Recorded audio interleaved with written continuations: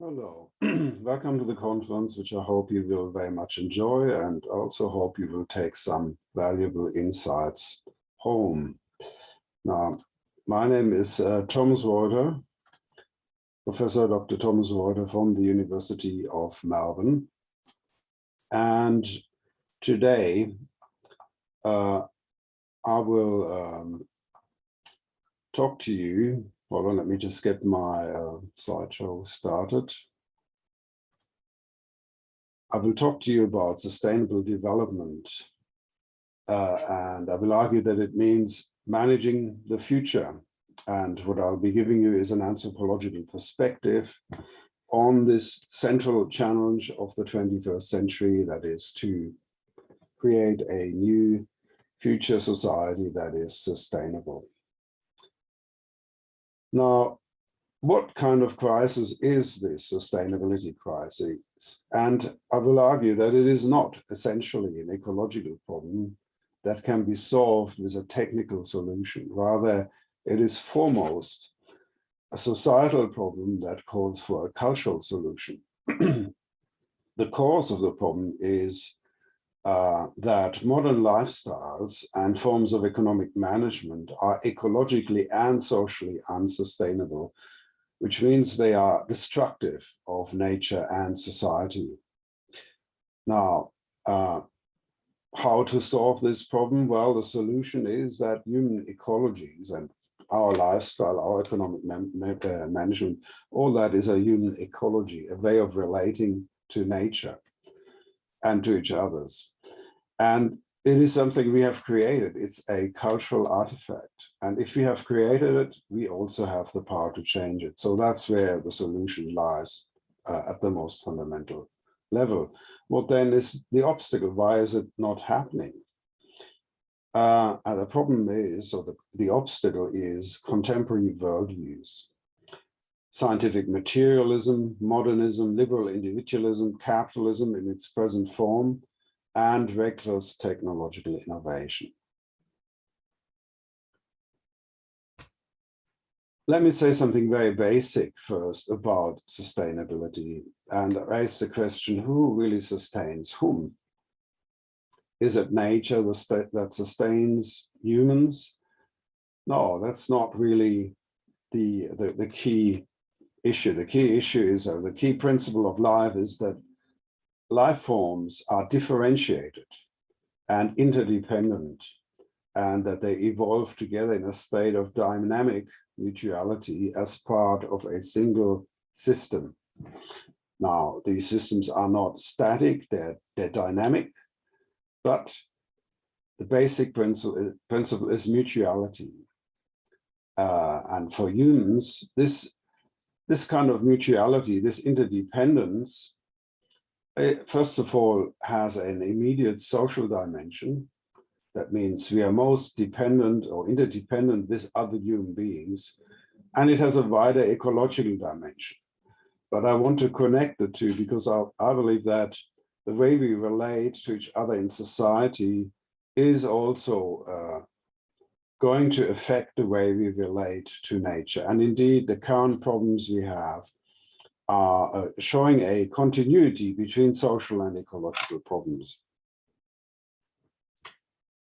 Now, some people might think that this kind of competition, that the high level of competition that we have in today's world is a natural thing. In some ways, that is true, but destructive competition is not natural. In natural systems, competition actually drives evolutionary processes of genetic diversification. That means if according to Gauss's law, if different species compete for the same resource, they will diversify and thereby access different resources. And that means the solution of competition or scarcity of resources is diversification. That's how natural systems evolve. And with human systems, it's not so different. Again, we've, throughout history, human systems have become more complex, more differentiated. as Max Weber, Emil Durkheim, and other, founders of social science pointed out, competition drives division of labor in society, and it drives a process of civilization, or the evolution of ever more complex systems with ever wider networks of interdependence. Now that's, in this sense, social systems very much resemble natural systems. They are, in fact, natural systems. And one more thing I also wanted to say, that competitive advantage is also the concept introduced by Adam Smith, is also can be seen in trade. In trade, there's a differentiation between countries that are better at producing particular products. So you have a natural differentiation there that again facilitates, or is a foundation for trade. Now, what is it then in contemporary society that makes it competitive in a destructive way? And I think the problem is certain principles of modernity, or the modern attitude, that are fundamentally wrong or not in harmony with nature. One is monotheist theology and scientific humanism, which falsely assumes that humans compete against and must dominate other species with the help of their rationality and their technology. And then there's naive Darwinism, which falsely assumes, and misrepresenting Darwin, that economic interactions are based on ruthless competition between human individuals maximizing their own profit. This is not how society or nature normally works. In nature, you don't have competition between species or individuals, you have competition between genes. That's genuine Darwinism. And the same in, if you apply Darwinism to economics, you ignore the fact that economic life is actually based on moral principles of cooperation, as Adam Smith very strongly pointed out. Okay. Now, the consequences of this kind of hyper competition, or unfair competition, destructive competition, is visible in the global capitalist economy, which is socially unsustainable. We see that we now have just eight individuals, the richest 8 individuals, all men, owning more than 50% of more than the poorest 50% of humans, according to Oxfam. That was in 2016, before the COVID crisis increased inequality again massively. Those are the 8 people currently who are the richest. Most of them are American, 1 French, and most of them actually in technology areas like Amazon, Microsoft, Facebook, Google, and so on. So you can see that the way competition has become excessive or destructive is through the use of technology. And the same is true in our competition with other species, which has become toxic because it's been amplified with technology that has allowed us to dominate and indeed now destroy nature. Now, let me say a little bit more about our impact on nature. There are so many threats on the horizon, and people have some awareness of climate change, for example. Others might know something about water security, but probably don't know just how widespread that problem is, and this map shows that it is very widespread. Now, other challenges such as topsoil loss, many people are not aware of, or there's only certain experts that are aware of it, maybe some farmers. But the soil loss in the world is very rapid, and we're totally dependent on topsoil. and its micro ecosystems to produce food. So this is another big issue, and there are many, many others. One other I want to mention is biodiversity loss. And you can see there the losses have been traumatic in the last few decades, and since the year 2000, it's actually accelerated again dramatically. So we are losing species. We are actually killing off other life in a way that is a, you know, biologists speak of a new mass extinction event. Now, hold on, why is this not working? Oops, okay.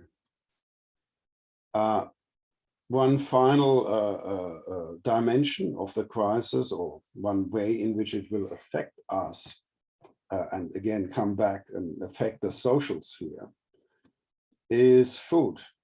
It's an area that I work on intensively the last few years.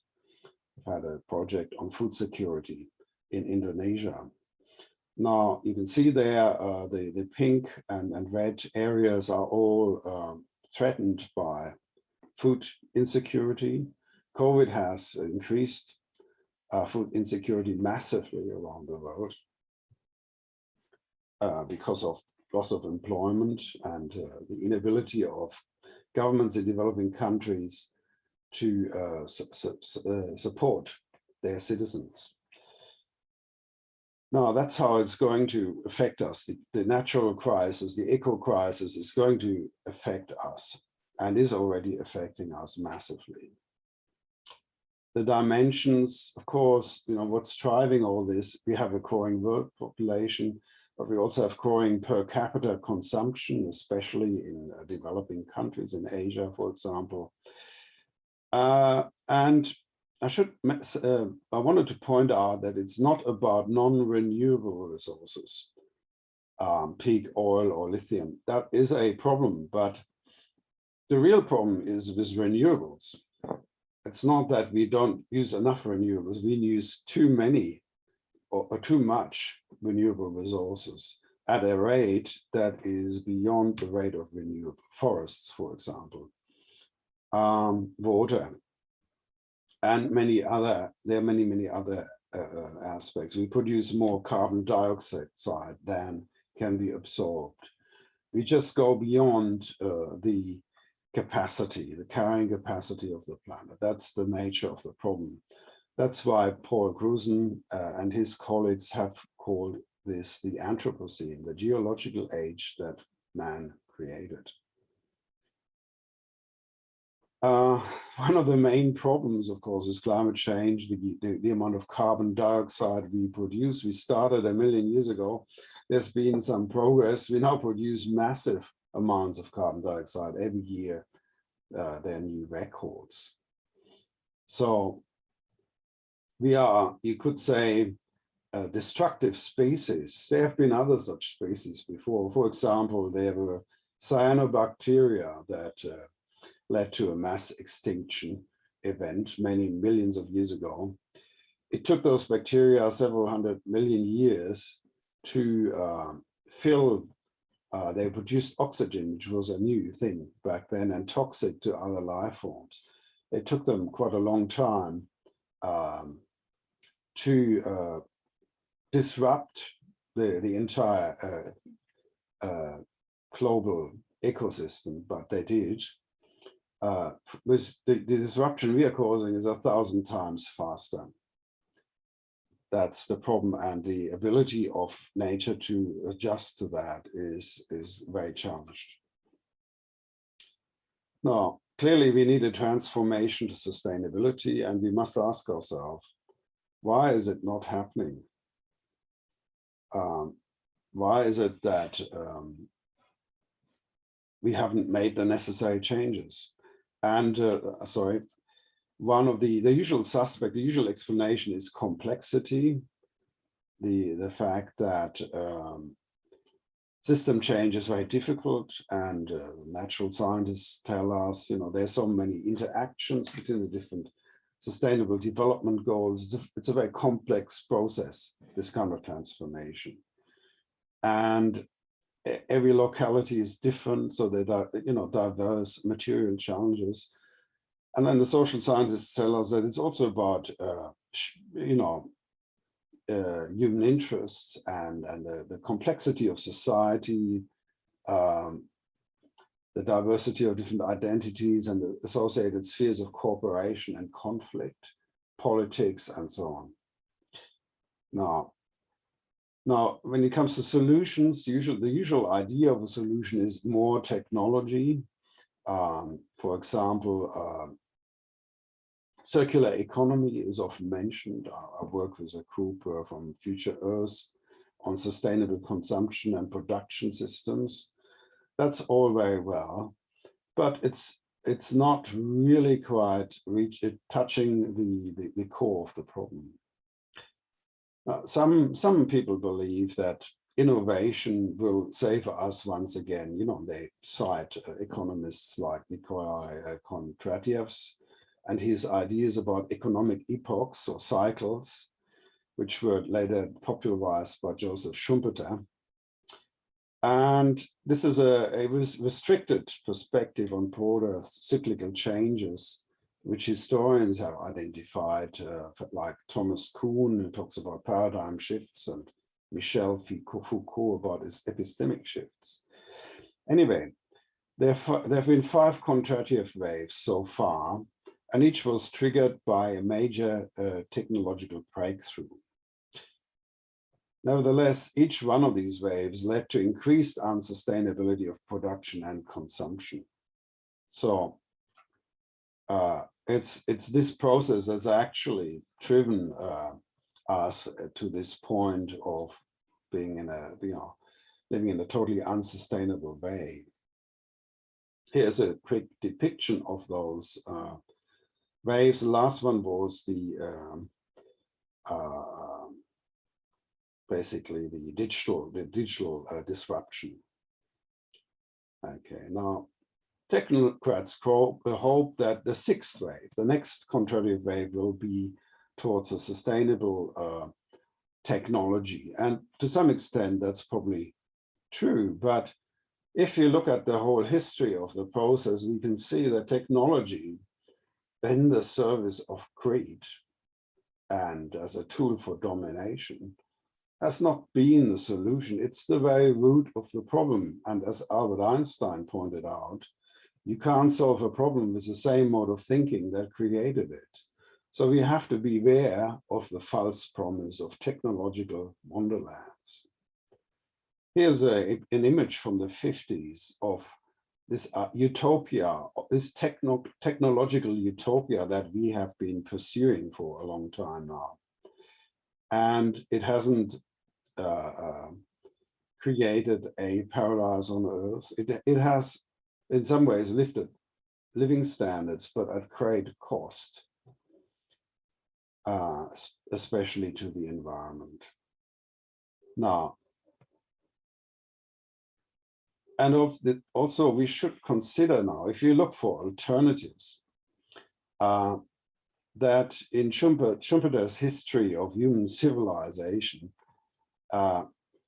already sustainable economies of local and indigenous people are completely ignored, even though they prevailed universally for over 99% of human history. We have lived sustainably. We know how to do that. We used to know anyway. So the skills for sustainable living that all of humanity once had are now actually disappearing, and I've just documented some of the sustainable food systems that existed in Indonesia. So, and those bits of sustainable ways of life are found in so-called pockets of underdevelopment, where technological development has not taken place. That should give us pause. It's also worth considering the Human Development Index. It shows a very strong correlation between ecological footprint and development. So the more developed a country is, the more the greater the ecological footprint. So this more development of this kind clearly is not possible. Here's a distribution of countries according to the Human Development Axis. There are none in the bottom right corner, which means high human development and sustainability, or low impact, low ecological footprint. There's none in that quadrant. There's some that come close, like Costa Rica, for example. But we have to ask ourselves, how can we have a high quality of life and sustainable economics? The economist W.F. Schumacher once wrote a book called Small is Beautiful, which I think is very relevant again today. It describes, it points out that more and bigger is not always better.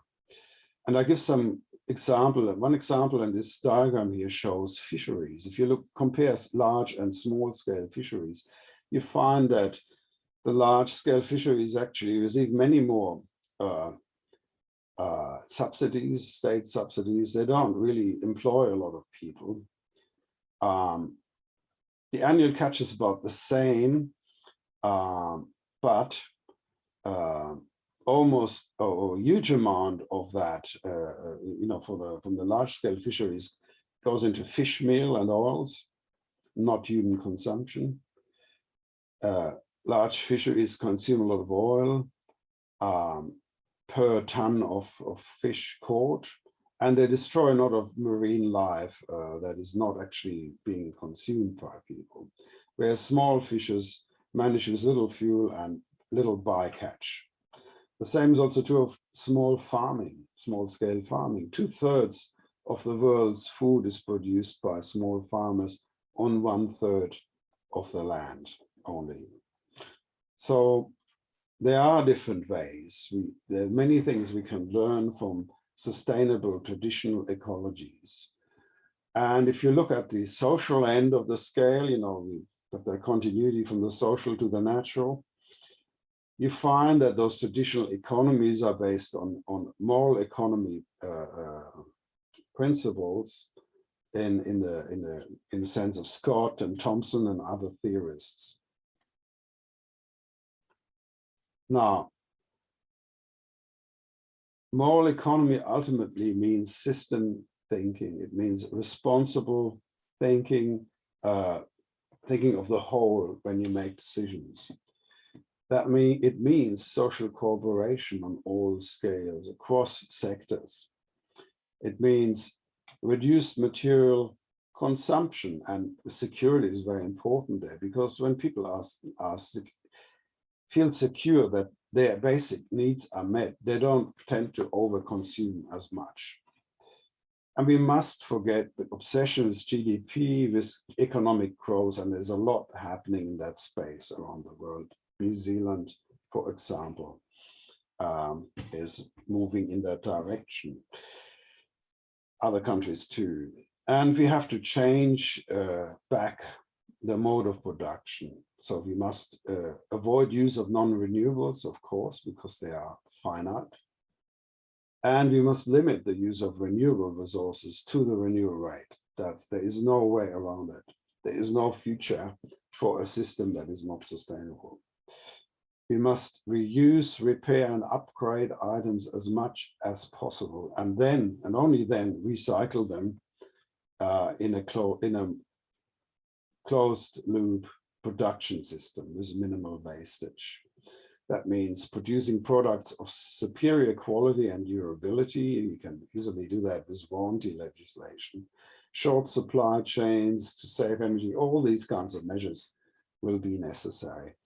But it all is based on a certain morality, a certain responsibility towards the whole. Without that, none of this will happen. I don't want to leave end this talk with the impression that I'm anti-technology.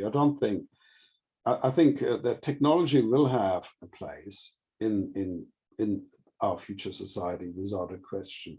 But we can also learn from traditional systems-oriented economic systems and social systems. And my belief is that we will probably find that the future will be in some ways a return to those traditional ways of sustainable operation, but with the aid of new technologies as well. Thank you.